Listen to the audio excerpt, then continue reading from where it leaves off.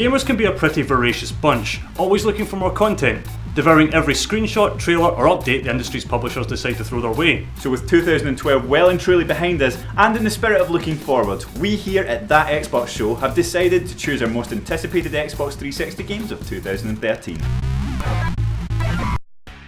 Casting the largest shadow across the year is the latest entry in Rockstar's blockbuster series Grand Theft Auto. As is usual with the behemoth franchise, details are hard to come by, but what has been revealed is that players will take control of not just one protagonist, but three. As well as providing a richer narrative backdrop, this will hopefully mean a welcome departure from some of the series' more monotonous mission types, with GTA 5 offering more diverse missions that utilise the skills of all three characters simultaneously.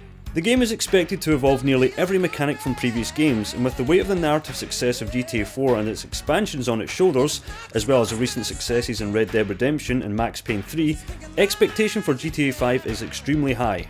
It's hard to imagine Rockstar dropping the ball in this one, so whether you play GTA for its story, for its explosive missions, or for its sandbox freedom, you can be sure this is one game you'll want to pick up.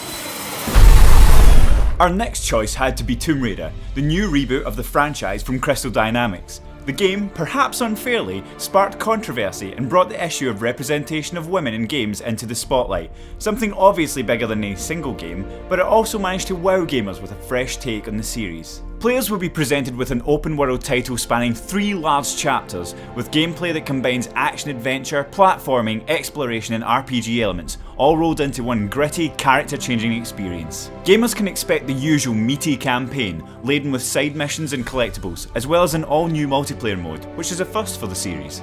Aesthetically, the game looks amazing. The jungle setting can look both gorgeous and terrifying, and the weather effects can be breathtaking. The developers have performed an astounding job in making the new game feel more gritty, visceral and realistic.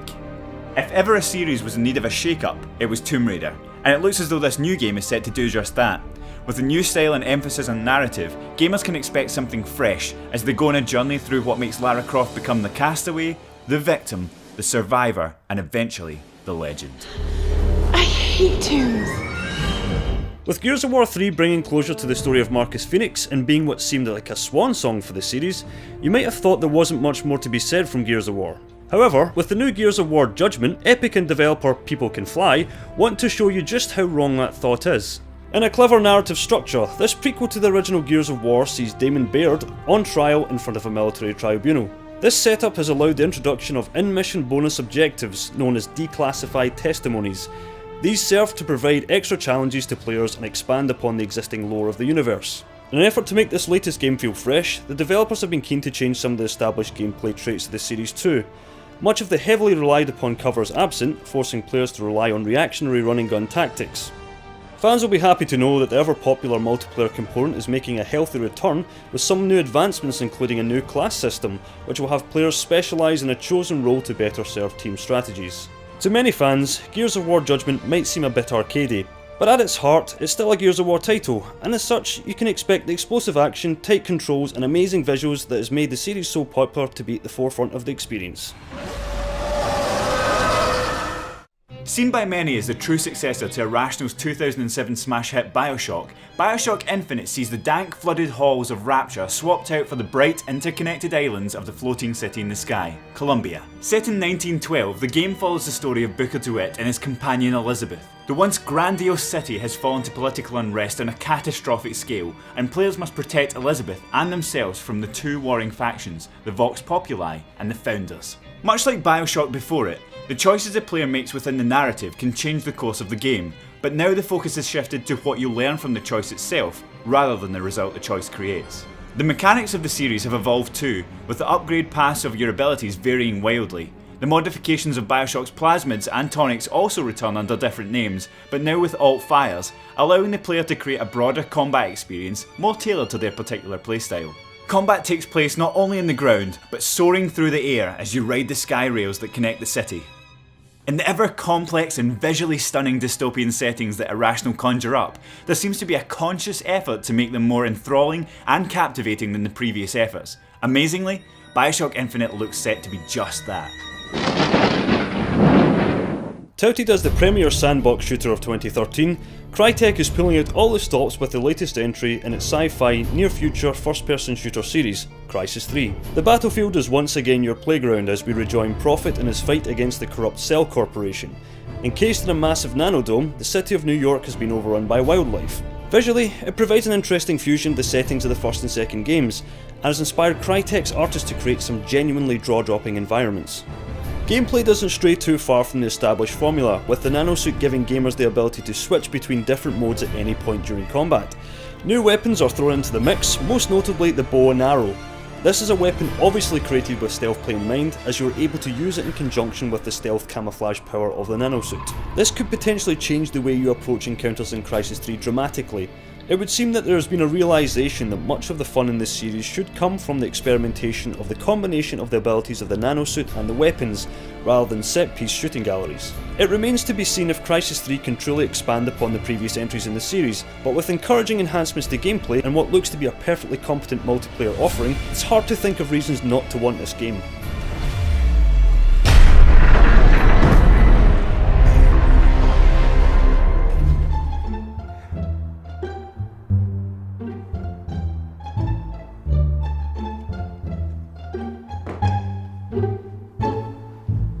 Xbox. Xbox. Xbox. Xbox. Xbox. Xbox. Xbox. Xbox. Xbox. Xbox. Xbox. Xbox. Xbox.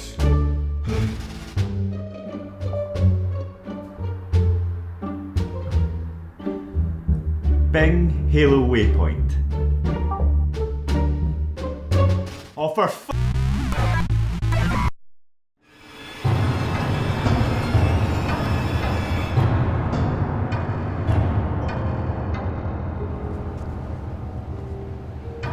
When Dead Space 3 was revealed, there was a lot of confusion surrounding the developers' intentions. The public was presented with a game that seemed to place emphasis on co-op play, while the developers maintained that the game would still stay true to its horror roots. But then the publisher, EA, admitted that they wanted to lower the barrier to what they thought was keeping potential customers away, namely, the scares.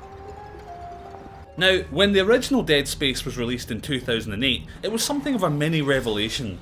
Here was a game that balanced tight, satisfying shooting without descending into a bullet fest, as well as creating a genuinely frightening and unsettling atmosphere that kept me well and truly on edge.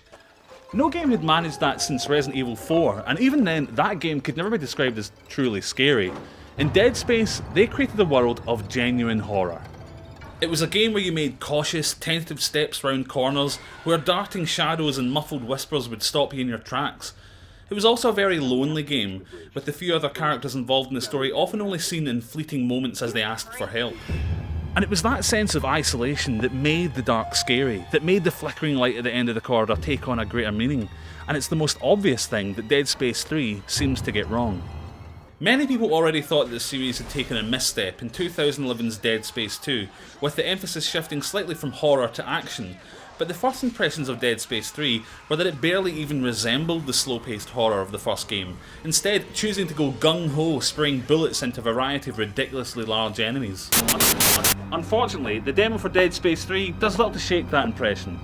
This is a game that definitely has combat at the top of its priorities, and while it handles that side of things quite admirably, it's a shame to see the last traces of horror washed away in favour of action.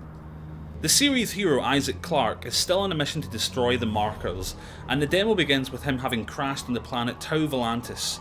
Here, darkness is exchanged for blinding snowstorms, and the tight corridors of Dead Space 1 are swapped out in favour of epic vistas and wide open spaces. Visually, the game is at times breathtaking, and certainly has a unique style amongst the third-person shooter genre, and the developers have done a brilliant job of conveying the harsh climate of the frozen planet setting. But make no mistake, this game looks different to the Dead Space you know. The usual body horror enemies are now joined by humans who want to stop Isaac and his team from destroying the markers. Unfortunately, encounters with the humans in the demo are limited to very brief firefights before they're mauled by roaming necromorphs, so it's difficult to tell whether they'll inject some variety into the combat of the final game. There are a whole host of new features, including the ability to create custom-built weapons, which complements the traditional upgrade system from the previous game, as well as some very combat-focused abilities, like taking cover and a roll move to avoid attacks. But the biggest new addition is the co-op, which, while still following the same basic story of the single player, changes some key points to complement the extra player. Puzzles will require you to work together, and enemies will require a little bit of teamwork to take down. There's a little back and forth dialogue too, which unfortunately, based on the demo, doesn't seem to be much more than the usual Space Marine mixture of expletives and puzzle signposting. But with the emphasis of the game now being on action, it actually does fit the tone quite well. On a technical level, it's actually one of the finest and most subtle examples of co-op play I've seen in a game of this type. However, the co-op does reinforce the fact that this is a different type of game to those previous in the series, one that's swapping creeping dread for shock and violence. And for some that's going to be a step in the right direction, but for me, I can't help but feel that unfortunately, the series has lost its way.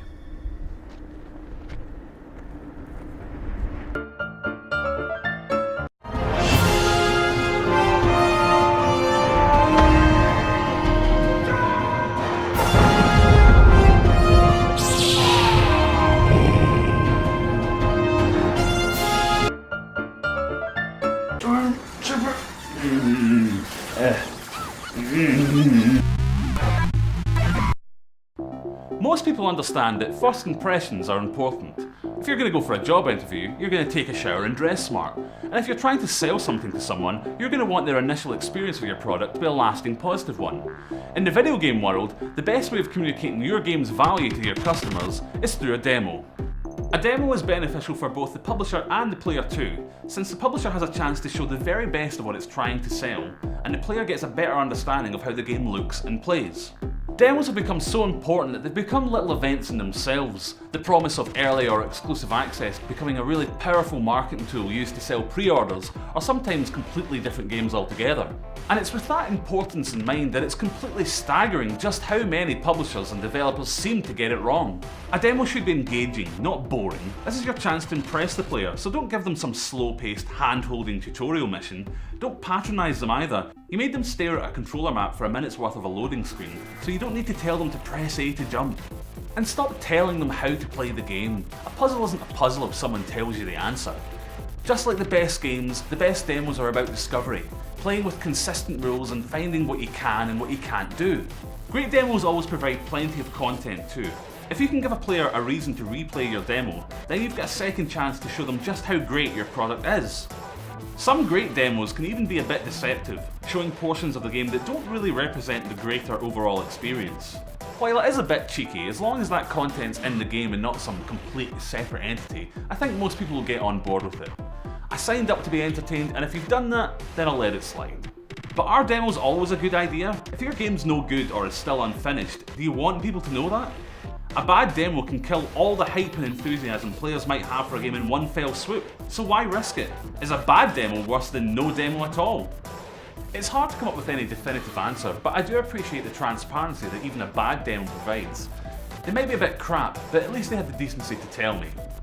I honestly believe that just like trials are available for every Xbox Live Arcade game, there should be accompanying demos for the bigger game releases too. Gaming is an interactive experience. This is the core of what separates this medium from film and TV, so while trailers and screenshots might be great for building hype, demos provide the most honest and realistic experience of what a game is like, good or bad.